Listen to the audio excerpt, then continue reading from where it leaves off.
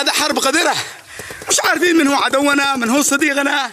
مرة ضرب من قدام، مرة من يسار، مرة من يمين، مرة من الخلف.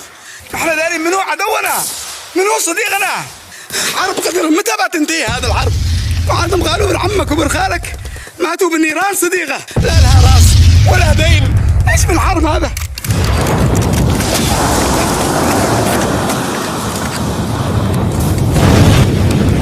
قربوا مربط النعامة مني، قربوا مربط النعامة مني يا قواي، قربوا مربط النعامة مني يا قواي، قربوا مربط النعامة مني بشعشنا على كلايب يا قواي. ابن عباد، قربوا ابن عباد الرجل الحكيم، قربوا مربط النعامة مني بشعشنا على كلايب يا قواي. خلاص انتهت الحرب. ابن عباد، يا ابن عباد بشعشنا على كلايب. قربها مربط النعامة مني، قربها مربط النعامة. ابن عباد، همامة بالمرة.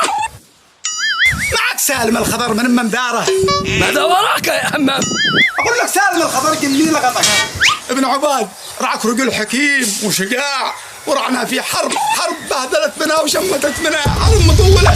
نبغاك تدخل مع أي طرف، مع هذا ولا مع هذا، من شان تنتهي الحرب رعنا تعبنا.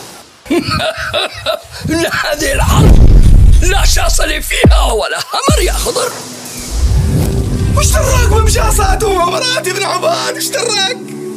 حرب قادتها تبني فيها القصور وتأكل العقول وتخزن بالسمين، محالا ينتصرون، محال يا خضر.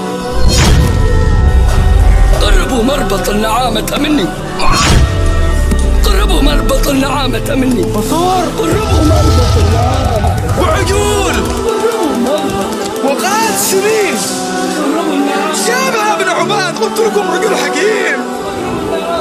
الحرب ما بتنتهي، الحرب مطولة.